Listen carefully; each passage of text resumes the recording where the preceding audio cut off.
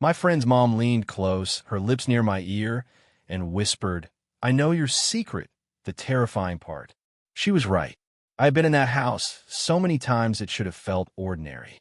The same cream-colored walls lined with family photos. The same wooden staircase that creaked near the third step. The same soft ticking clock in the hallway that always sounded louder whenever the room fell quiet. It was the kind of place that had once felt like a second home. But that evening, nothing felt ordinary. My friend had run upstairs to take a call, shouting that he'd be back in a minute. I stayed in the kitchen, pretending to scroll through my phone while trying not to notice how empty the room suddenly felt without anyone else in it. Then Elena walked in. She moved with the calm confidence of someone who never needed attention to command it. A fitted sweater hugged her frame without trying too hard, sleeves pushed just below her elbows. Her dark hair was loosely pinned back, though a few strands had escaped and framed her face in a way that made her look softer than usual. She smelled faintly of vanilla and fresh coffee, warm scents that somehow belonged to her now in my mind. "Still waiting on him?" she asked, opening a cabinet. "Yeah," I said, hoping my voice sounded normal. She smiled without looking at me. "He's always making people wait." I laughed quietly. It came out more nervous than amused. She moved around the kitchen with easy familiarity, placing mugs on the counter, filling the kettle, wiping a drop of water with the edge of a towel. Small movements. Everyday movements. Yet I noticed all of them in embarrassing detail. I hated that I noticed. For months, I had been trying to bury something I didn't know how to name. Admiration, maybe. Curiosity. A stupid crush that should have disappeared the moment it began. She was my friend's mother. Elegant, self-assured, older in all the ways that made me feel unfinished beside her. And somehow, whenever she spoke to me kindly, it only got worse. "You're quiet tonight," she said. "Just tired." She glanced at me, then really glanced, as if measuring the truth of that answer. "You're a bad liar." My pulse stumbled. The kettle clicked on. Steam hadn't even begun to rise when she stepped behind me to reach for something on the other side of the counter. There was enough space to walk around me. She didn't take it. Instead, her hand touched the center of my back as she passed. Light, brief, probably nothing. But the warmth of her palm moved through me like electricity. Every muscle in my body went still. She stopped beside me, closer than necessary. I could feel the heat of her presence, hear the quiet rustle of fabric as she turned slightly toward me. Then she leaned near my ear. "I know your secret," she whispered. Her voice was soft enough that it could have been mistaken for breath. I froze. My throat tightened so fast I couldn't swallow. She straightened before I could speak, lifted 2 mugs from the shelf, and continued as if nothing had happened. "What secret?" I managed. She glanced over her shoulder, a small, unreadable smile touching her lips. "If I told you," she said calmly, "it wouldn't be a secret anymore." Then she turned back to the stove. I stood there uselessly, heart pounding against my ribs, replaying the warmth of her hand, the sound of her whisper, the curve of that smile. Upstairs, my friend laughed at something on the phone. Downstairs, everything in my life had just changed. After that night, I told myself I needed distance. I lasted 3 days. On the 4th, I found a ridiculous excuse to stop by and return a charger my friend hadn't even asked for. He wasn't home. Of course he wasn't. Elena answered the door. She wore a simple white blouse with the sleeves rolled neatly to her forearms and dark jeans that somehow looked more elegant on her than formal clothes looked on most people. Her hair was tied back, exposing the graceful line of her neck. There was flour on one cheek, like she had brushed at it and missed. "You came all this way for a charger?" she asked, one eyebrow lifting. I held it up like evidence. "I'm a responsible person." Her smile arrived slowly. "Debatable. Combien?" The house smelled of cinnamon and baked apples. Warm sunlight spilled through the living room windows, catching dust in the air like drifting gold. It should have been an ordinary afternoon, but ever since her whisper, every room around her felt charged. She led me into the kitchen, where an open recipe book sat beside a bowl of dough. "Bien?" I asked. "An ambitious mistake," she said. "I'm pretending I know what I'm doing." "You seem like someone who knows what they're doing." She looked at me for a second too long. That's because I practice. Something in the way she said it made my chest tighten. I offered to help, mostly because leaving suddenly would have looked suspicious. She handed me a bag of apples and pointed to the sink. We worked side by side in a rhythm that felt strangely natural, me peeling fruit badly, her correcting me with amused patience. "You're wasting half the apple," she said. "I like thick peels. You like excuses." She stepped closer and reached for my hand. Her fingers wrapped around my wrist, guiding the knife into a better angle. Her touch was firm but gentle, cool at first, then warm as she kept hold of me a moment longer than necessary. "There," she murmured near my shoulder. "Less destruction." I forgot entirely what I was doing. When she let go, the skin beneath her fingers still felt marked. Later, she asked me to carry groceries in from her car. I followed her outside, trying to act normal while my mind replayed every second of that touch. We lifted bags from the trunk at the same time, reaching for the same one. Our hands met around the paper handles. Neither of us moved. Her fingers rested over mine, light pressure, steady and unhurried. I looked up. She was already watching me. The moment lasted only a breath before she released the bag. Inside, she stood on her toes to reach a jar on the top shelf. I stepped forward instinctively. "Here," I said. I took the jar down and handed it to her. Instead of grabbing it right away, she placed one hand on my forearm. Her eyes moved across my face as though noticing details she had never allowed herself to before. "You've changed," she said quietly. I tried to laugh it off. "I got taller, I guess." "That's not what I mean." Her hand slid from my forearm to my wrist, then away. There was no flirtation in her voice, no teasing, just honesty. "You're not a boy anymore." The room went still. I didn't know what to say because no one had ever made me feel more like a man than the woman standing 3 feet away, holding a jar she had forgotten to put down. Then the front door opened. My friend called out from the hallway, and the spell shattered instantly. Elena stepped back, composed again, carrying the groceries like nothing had happened. But I knew better now. She had noticed me, and somehow, that was more dangerous than any secret. For a week, I avoided the house. I ignored texts from my friend, asking where I'd disappeared to. I made excuses, blamed work, claimed headaches, anything that kept me away from the place that had become too complicated to enter.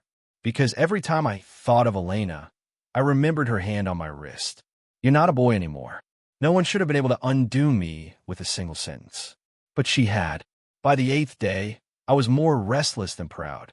I drove over in the evening telling myself I was only stopping by to see my friend. His car wasn't there when I pulled up. I should have left. Instead, I knocked. Elena opened the door wearing a soft gray sweater and loose black pants, casual enough that it startled me.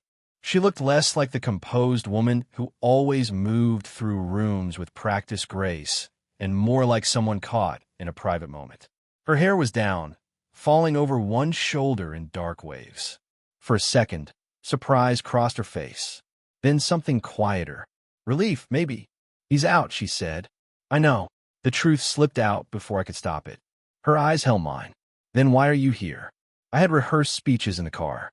None of them survived, standing in front of her. "I need to ask you something." She stepped aside and let me in.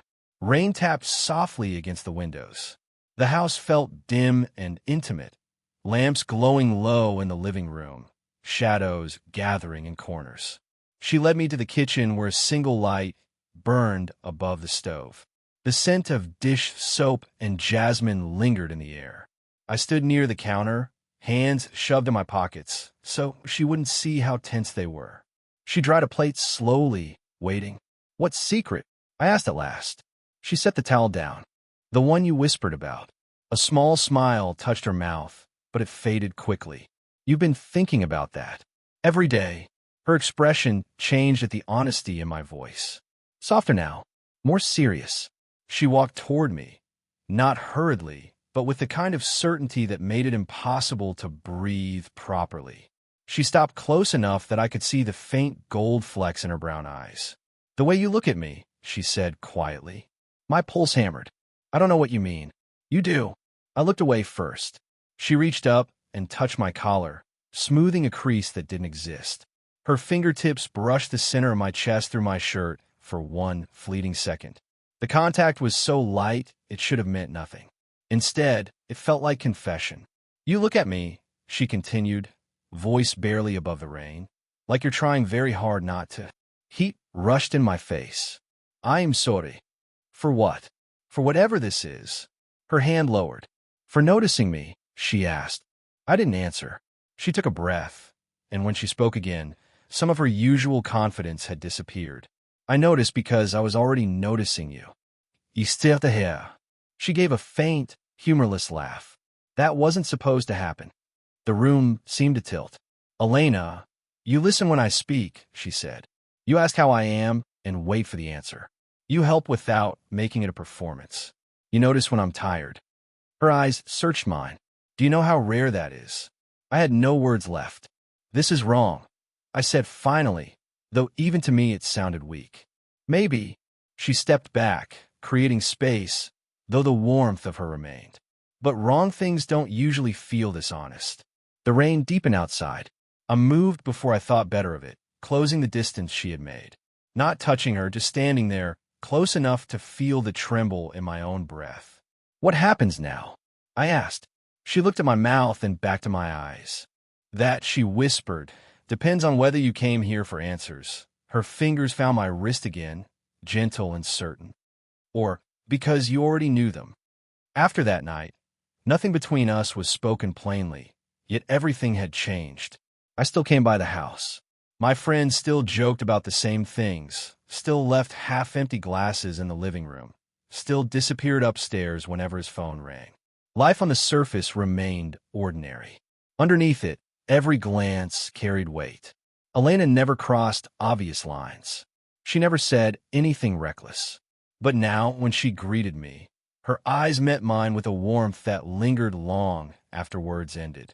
When she passed me in the hallway, the brush of her shoulder against my arm felt deliberate enough to keep me awake later. We were careful, too careful. That made it worse. One evening, my friend announced he was staying over at someone else's place and tossed me a spare key so I could lock up after feeding the dog. He left in a rush, laughing, unaware of the silence he was leaving behind. The house grew still after the front door closed. I found Elena on the back porch wrapped in a long cream cardigan, seated on the wooden bench beneath the porch light. Night pressed softly against the yard beyond her, where the trees moved in the wind like dark water. "I fed him," I said, lifting the empty bowl. "Good," she replied. "He likes you more than most people." I sat beside her, leaving a respectful space between us. The air was cool and smelled of damp grass. Somewhere in the distance, thunder rolled low and lazy across the sky. For a while we said nothing. The silence between most people feels awkward. Between us, it had become its own language. "You should go home," she said at last. "You want me to?" "No." The honesty of it landed heavily. She pulled the cardigan tighter around herself, fingers curling into the fabric. Without thinking, I reached for her hand. The moment my skin touched hers, she stilled. I almost pulled away, afraid I'd misread everything. Then slowly, so slowly it made my chest ache, she turned her palm upward beneath mine. Our fingers slid together. Her hand was smaller than I expected, warm despite the cold air, delicate and steady at once. The contact was simple, innocent even, but it felt more intimate than any kiss I had imagined. She exhaled softly, staring into the yard. "This is dangerous," she murmured. "It's just holding hands. You know that's not what I mean." I did. People would talk. My friend might feel betrayed. She could be judged. I could be dismissed as young and foolish. There were entire conversations waiting to hurt us if this ever became real. Still, neither of us let go. "I don't want to be something you regret," I said. Her thumb moved once across the side of my hand, a gesture so small it nearly undid me. "And I don't want to be the lesson you learn from." I turned toward her. "You're not." She finally looked at me then, and in the porch light, she seemed less composed than I had ever seen her. Beautiful, yes, but also tired, guarded, human. "I had a whole life before you," she said quietly. "Responsibilities, mistakes, habits. I know how people can be. I know enough." "No," she said with a sad little smile. You know enough to be brave. That's different. The first drops of rain began tapping against the porch roof. She shifted closer, almost absent-mindedly, until her shoulder rested against my upper arm. That tiny weight changed the world. I could feel the warmth of her through both layers of clothing, could feel the rise and fall of her breathing, could feel how carefully she trusted me with something neither of us knew how to name. We sat there while rain thickened around us, hands joined, shoulder to shoulder. No promises, no declarations. Just two people standing at the edge of something neither of them should want, and wanting it anyway. I didn't plan to go back the next day. I told myself I needed space, that whatever was building between us needed time to cool before it turned into something neither of us could control. But the problem with space is that it doesn't always feel like relief. Sometimes it just feels like absence. By evening, I couldn't stand it anymore. I found myself outside her house without fully remembering the drive. My friend's car was there, which should have stopped me. It didn't. I almost turned back. Then the door opened before I could decide. Elena stood there, as if she had already known I would come. She wore a simple dark dress, hair loosely gathered, a few strands falling against her cheek. She looked tired in a way she didn't try to hide anymore.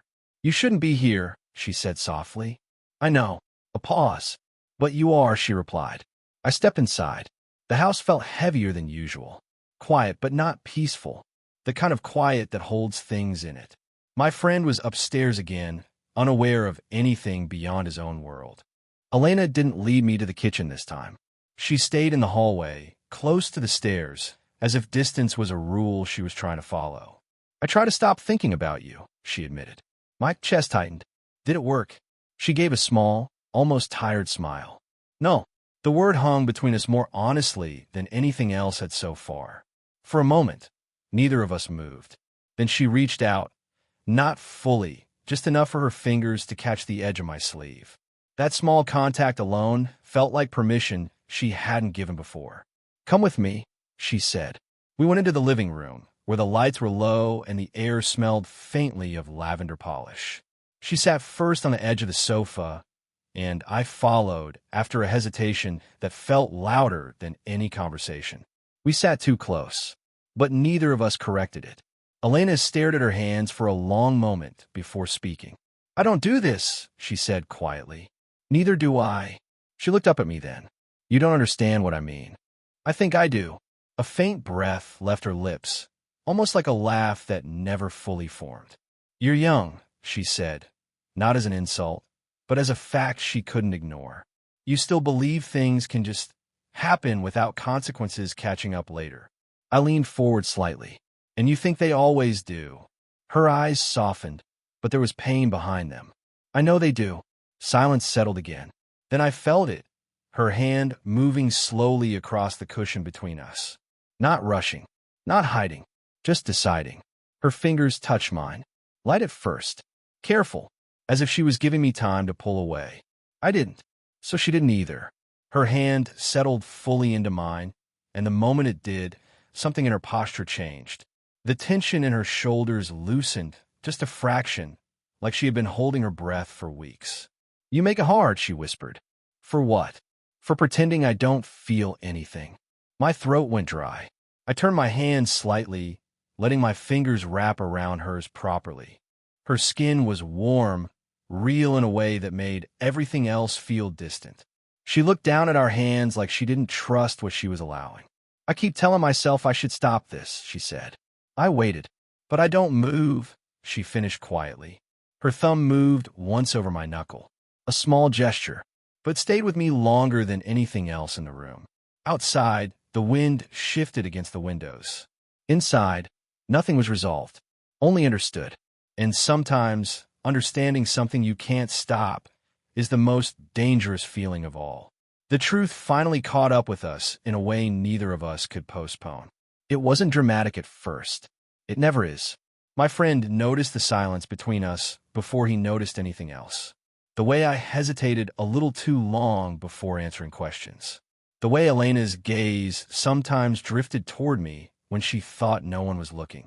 He laughed it off at first, even teased me about becoming part of the furniture in his house. But laughter has limits when it isn't backed by ignorance anymore. One evening, After I had helped fix something small in the house, he called me aside. His tone wasn't angry yet, just uncertain, like he was testing a thought he didn't want to believe. "Are you serious about my mom being here so often?" he asked. The question hit harder than I expected, because it wasn't really about visits. It was about everything underneath them. Before I could answer, Elena appeared at the end of the hallway. She must have heard. Of course she did. She always seemed to notice things before they fully arrived. There was no hiding after that. We ended up in the living room. 3 people, one silence that felt too small for the truth inside it. My friend stood with his arms crossed, trying to hold onto the version of reality he had always known. Elena sat on the edge of the sofa, composed but visibly tense in a way she rarely allowed herself to be. And I stood near the window, feeling like I was holding something fragile and already cracked. "I didn't want this to happen," I said first. My voice sounded distant, even to me. "That's not an answer," he replied. Elena spoke before I could try again. "It didn't start the way you think," she said gently. "Nothing was planned." He looked at her then, really looked at her, like he was seeing her differently for the first time in his life. "And what is it then?" he asked. A long pause followed. Elena exhaled slowly. "It's real." The simplicity of that word made the room feel heavier. Not romantic, not dramatic, just real. My friend ran a hand through his hair, frustrated but not shouting. That somehow made it worse. "So what now?" he asked quietly. No one answered immediately, because that was the question none of us had prepared for. I stepped forward slightly, careful not to invade the space between them. "I respect you," I said. "That hasn't changed. It won't." He looked at me for a long time, searching for something, betrayal, arrogance, anything simple enough to react to. But there wasn't any of that. Only honesty that made everything more complicated. Elena finally stood up. Her heels clicked softly against the floor as she moved closer to him, not to me. That alone felt like a choice she was making carefully. "I'm not asking you to accept this immediately," she said. "I'm asking you to understand that I didn't choose it lightly." Her voice trembled at the edge of control. For the first time, I saw how much she had been holding in. My friend's expression shifted, anger softening into confusion, then something closer to resignation. "You're serious," he said quietly. Elena nodded once. A long silence followed. Then he let out a breath, almost like surrendering to something too large to fight properly. "I don't like it," he admitted, "but I don't think I can pretend I didn't see it coming." That was the closest thing to permission we would get. After that, nothing felt simple, but nothing felt hidden either. Later, when he left the room without another word, Elena didn't move right away. She just stood there, and when I finally stepped closer, she didn't stop me. I didn't touch her. I just stood beside her. And for the first time, we didn't have to pretend we were something invisible. After everything was said, nothing changed all at once. Life doesn't reset after truth is spoken. It adjusts slowly, like a room learning to breathe differently. At first, things were careful. My friend kept his distance for a while. Not cold, just thoughtful in a way that made conversations shorter. Elena respected it completely. I respected it too. None of us tried to force normality back into place. But something had already shifted that couldn't be undone. Days passed, then weeks, and slowly, the tension that once lived between guilt and desire began to soften into something quieter, something steadier. I started coming over less as a guest, and more as someone who belonged in the rhythm of the house. Not announced, not questioned, just present. Elena never rushed anything. That was one of the first things I learned about loving her. It wasn't urgency that guided her, it was patience. One evening, I arrived just as the sun was lowering behind the trees, painting the kitchen in warm orange light. She was cooking dinner, sleeves rolled up again, hair loosely tied. The scene looked almost ordinary. Almost. She glanced at me when I walked in, and her expression softened in a way that still managed to unsettle me. "You're early," she said. "I missed this place," I replied. She didn't ask what I meant. She didn't need to. My friend wasn't home yet. The house felt peaceful in a way that no longer felt forbidden, just earned. Elena handed me a plate without thinking, like it had become natural for me to be part of this space. Our fingers brushed briefly, during the exchange. This time, neither of us reacted, but we both felt it. Later, we ended up on the back porch again. The same bench, the same night air. Only this time, there was no tension pulling us apart from the inside. She sat beside me, closer than before, her shoulder lightly resting against mine without hesitation. "I used to think," she said softly, watching the sky, "that peace meant nothing complicated ever touching your life." I looked at her, and now, she turned her head slightly toward me. "Now, I think peace is when complicated things stop feeling like something you have to run from." A quiet smile formed on my face before I could stop it. The wind moved through the yard, carrying the faint sound of distant traffic, life continuing beyond us. She reached for my hand without looking, like it was the most natural thing in the world. Her fingers slid between mine. No hesitation, no fear, just presence. We sat like that for a long time. No rush to speak, no need to define anything further than what already existed between us. Eventually, she leaned her head lightly against my shoulder. The weight of it was small, but it anchored something inside me that had been unsettled for so long. "I was afraid," she admitted quietly. "Of what?" I asked. She paused. "Of being seen and still not being chosen." I tightened my hold on her hand slightly. "That was never going to happen," I said. She didn't respond right away. Instead, she closed her eyes for a moment, as if letting the words settle somewhere deeper than thought. When she finally spoke, her voice was calm. "Then I suppose we're learning something new." The porch light glowed softly above us, insects circling in slow patterns. Inside the house, life continued in the background, unchanged on the surface. But out here, in the quiet space between past hesitation and present truth, nothing felt unfinished anymore. Not perfect, not simple, just real. And for the first time, that was enough.